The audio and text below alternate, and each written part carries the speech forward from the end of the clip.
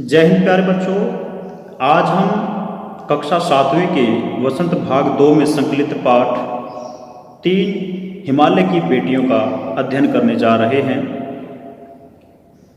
प्यारे बच्चों, प्रस्तुत पाठ नागार्जुन द्वारा रचित है और इस पाठ में उन्होंने जो नदियां हैं, हमारे देश की विभिन्न प्रकार की जो नदियां हैं, गंगा, यमुना, सरस्वती, जो हिमालय पर्वत से निकलती हैं, का वर्णन किया है। प्यारे बच्चों, प्रस्तुत पाठ में काका कालेलकर ने नदियों को लोक माता कहा है,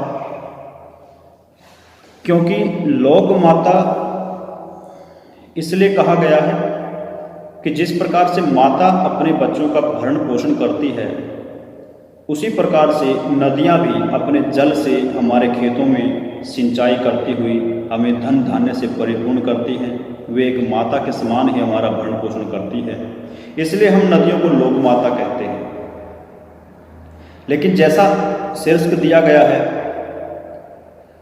कि हिमालय की बेटियां, वैसे तो नदियों को लोक माता कहा जाता है, लेकिन यहाँ बेटियां कहकर संबोधित किया गया है, क्योंकि कोई भी माता बनने से पहले एक बेटी अवश्य होती है, वो एक प्रेयसी अवश्य होती है। और काका कालेलकर ने भी उनको माता से पहले बेटियों के रूप में और प्रेयसी के रूप में देखा है। सबसे पहले मैं आपको काका कालेलकर के जीवन के बारे में थोड़ा सा बता देता हूँ कि काका कालेलकर का जो वास्तविक नाम है, मूल नाम है, वो दत्तात्रेय बालकृष्ण कालेलकर है। उनका जन्म 1885 में हुआ था और देहांत 21 अगस्त 1981 में होता है। वे एक महान शिक्षा शास्त्री हैं, एक पत्रकार रहे हैं और स्वतंत्रता सेनानी रहे हैं। वे साबरमती आश्रम के सदस्य रहे हैं और गांधी जी के निकटतम सहयोगी होने के कारण उन्हें काका के नाम से जाना जाता है। इसीलिए उन्हें काका कालेलकर के नाम से जाना गया है। तो प्रस्तुत पाठ में उन्होंने नदियों को लोक माता के रूप में, प्रेयसी के रूप में और बेटियों के रूप में देखा है। तो आइए शुरुआत करते हैं पाठ 3 हिमालय की बेटियां। कवि और लेखक, रचनाकार अपने काव्य रचना के अंदर, अपने लेख के अंदर जिस प्रकार के शब्दों का प्रयोग करता है, वह उसकी रचना को विशेष बना देता है। तो इसी प्रकार से यहाँ जब नागार्जुन जी अपनी रचना में, अपने लेख में कहते हैं कि अभी तक मैंने उन्हें दूर से देखा था, बड़ी गंभीर, शांत, अपने आप में खोई हुई लगती थी। वे नदियों के बारे में ऐसा कह रहे हैं कि जब उन्होंने नदियों को दूर से देखा था तो बड़ी शांत, गंभीर और अपने आप में खोई हुई लगती थी। सम्राट महिला की भांति भी प्रतीत होती थी। सम्राट महिला से अभिप्राय है कि एक अच्छे कुल में जन्मी महिला, यानी कि एक अच्छे कुल में पली बढ़ी जो महिला होती है, वे उस महिला की भांति प्रतीत होती थी। उनके प्रति मेरे दिल में आदर और श्रद्धा के भाव थे। माँ और दादी, मौसी और मामी की गोद की तरह उनकी धारा में डुबकियां लगाया करता था कि जिस प्रकार से हम अपनी माँ की गोद में, दादी की गोद में, मौसी की गोद में और मामी की गोद में होते हैं, तो उसी प्रकार से इन बहती हुई नदियों की धारा में डुबकियां लगाया करता था। परंतु इस बार जब मैं हिमालय के कंधे पर चढ़ा, यानी कि हिमालय पर्वत पर जाने का मौका इन्हें मिला, कि हिमालय के कंधे पर चढ़ा, तो वे कुछ और रूप में थे। मैं हैरान था कि यही दुबली पतली गंगा, यही यमुना, यही सतलुज समतल मैदानों में उतरकर विशाल कैसे हो जाती है। इनका उछलना और कूदना, खिलखिलाकर लगातार हंसते जाना, इनकी यह भावभंगी, इनका यह उल्लास कहाँ गायब हो जाता है मैदान में जाकर। किसी लड़की को जब मैं देखता हूँ, किसी कली पर जब मेरा ध्यान अटक जाता है, तब भी इतना कौतूहल और विस्मय नहीं होता जितना कि इन बेटियों की बाल लीला देख करके होता है। कहाँ ये भागी जा रही है? वह कौन लक्ष्य है जिसने इन्हें बेचैन कर रखा है? अपने महान पिता का विराट प्रेम पाकर भी अगर इनका हृदय अतृप्त ही है, तो वह कौन होगा जो इनकी प्यास मिटा सकेगा?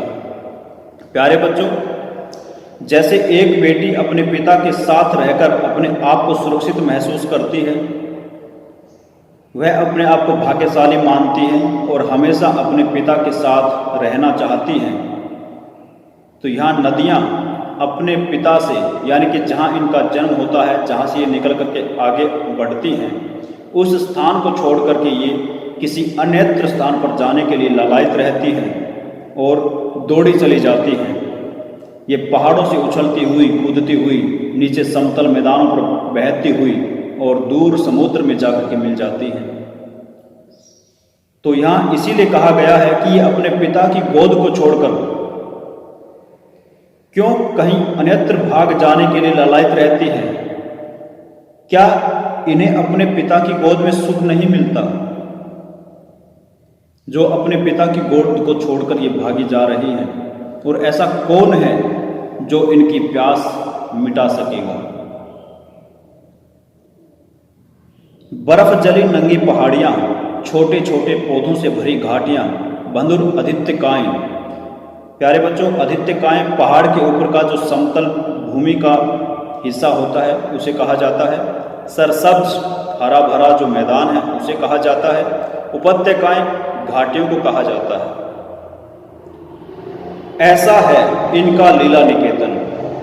खेलते खेलते ये जरा दूर निकल जाती है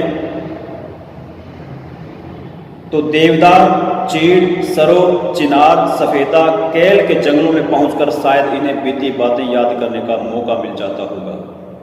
कौन जाने बूढ़ा हिमालय इन नटखट बेटियों के लिए कितना सिर धुनता होगा।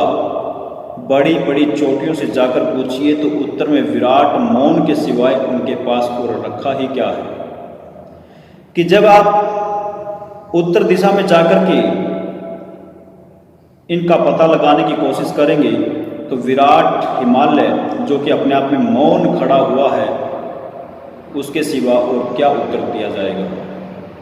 सिंधु और ब्रह्मपुत्र दो ऐसे नाम हैं जिनके सुनते ही रावी, सतलुज, व्यास, चनाब, झेलम, काबुल, कुभा, कपिशा, गंगा, यमुना, सरयू, गंडक, कोसी आदि हिमालय की छोटी बड़ी सभी बेटियां आंखों के सामने नाचने लगती हैं।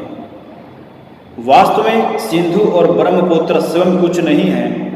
दयालु हिमालय के पिघले हुए दिल की एक एक बूंद न जाने कब से इकट्ठा होकर इन दो महानदों के रूप में समुद्र की ओर प्रवाहित होती जा रही है। कितना सौभाग्यशाली है वह समुद्र जिसे पर्वतराज हिमालय की इन दो बेटियों का हाथ पकड़ने का श्रेय मिला। यानी कि यहाँ समुद्र को हिमालय का दामाद कहा गया है, जो हिमालय पर्वत से निकलने वाली बेटियों यानी कि नदियों को अपने अंदर समाहित कर लेता है। जिस प्रकार से एक पिता अपनी बेटी को किसी दूसरे लड़के को हाथ सौंप देता है कि आज के बाद आप ही इनके रखवाले हैं, आप इनके कर्ता धर्ता हैं, तो उसी प्रकार से हिमालय पर्वत से निकली नदियाँ समुद्र में जाकर के मिल जाती हैं, जैसे समुद्र को ये दामाद के रूप में देखते हैं। जिन्होंने मैदानों में ही इन नदियों को देखा होगा, उनके ख्याल में शायद ही यह बात आ सके कि बूढ़े हिमालय की गोद में बच्चियां बनकर ये कैसे खेला करती हैं। माँ बाप की गोद में नंग धड़ंग होकर खेलने वाले इन बालिकाओं का रूप पहाड़ी आदमियों के लिए आकर्षक भले न हो, लेकिन मुझे तो ऐसा लुभावना प्रतीत हुआ कि वह रूप कि हिमालय को ससुर और समुद्र को उसका दामाद कहने में भी झिझक नहीं होती। तो किस प्रकार से प्यारे बच्चों यहाँ हिमालय को ससुर और समुद्र को दामाद कहा गया है, क्योंकि जिस प्रकार से बेटी का पिता ससुर और जिस बेटी को जिसके हाथ सौंप दिया जाता है उसे दामाद कहा जाता है, तो ठीक इसी प्रकार से यहाँ जो हिमालय है वो ससुर के रूप में देखा जाता है और समुद्र को दामाद के रूप में देखा जाता है। कालिदास के विरही यक्ष ने अपने मेघदूत से कहा था, वेत्रवती वेतवा, नदी को प्रेम का प्रतिदान देते जाना, तुम्हारी वह प्रेयसी तुम्हें पाकर अवश्य ही प्रसन्न होगी।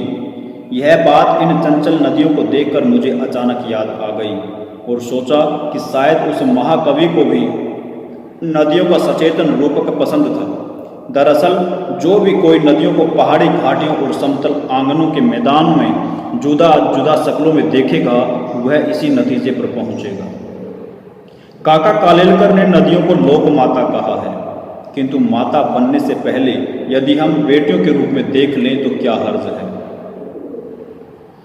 और थोड़ा आगे चलिए, इन्हीं में अगर हम प्रेयसी की भावना करें तो कैसा रहेगा।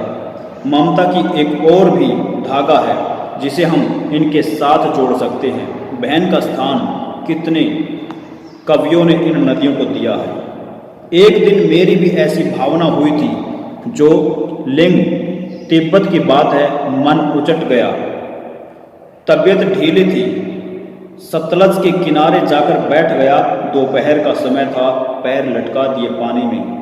थोड़ी ही देर में उस प्रगतिशील जल ने असर डाला, तन और मन ताज़ा हो गया तो लगा मैं गुनगुनाने।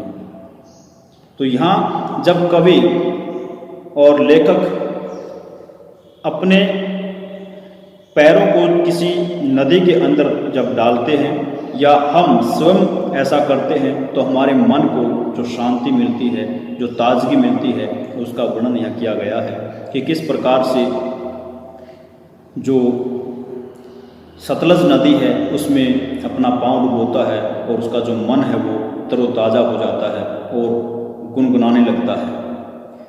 क्या कहता है? जय हो सतलज बहन तुम्हारी जय हो, जय हो सतलज बहन तुम्हारी जय हो, लीला अचरज बहन तुम्हारी, हुआ मुदित मन हटा खुमारी, जाऊं मैं तुम पर बलिहारी। जय हो सतलज बहन तुम्हारी, जय हो सतलज बहन तुम्हारी जय हो, तुम बेटी यह बाप हिमालय, चिंतित पर चुपचाप हिमालय, प्रकृति नटी के चित्रित पट पर अनुपम अद्भुत छाप हिमालय।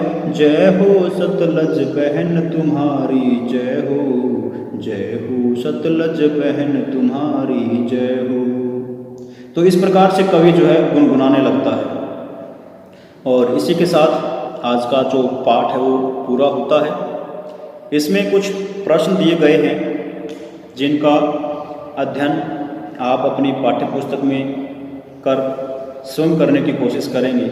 जिसका जो पहला प्रश्न है कि नदियों को माँ मानने की परंपरा हमारे यहाँ काफ़ी पुरानी है, लेकिन लेखक नागार्जुन उन्हें और किन रूपों में देखते हैं, ये पहला प्रश्न है।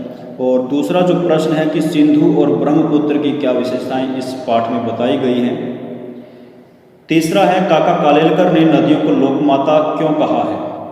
और प्रश्न नंबर 4 है कि हिमालय की यात्रा में लेखक ने किन किन की प्रशंसा की है। तो प्यारे बच्चों, आप अपने पाठ के आधार पर इन सभी प्रश्नों का उत्तर दें और इस पाठ को समझें। आशा करता हूँ कि आपको दिया गया पाठ, समझाया गया पाठ अच्छे से समझ में आ गया होगा। इसी के साथ हम विदा लेते हैं। अगले पाठ में हम फिर हाजिर होंगे। नमस्कार।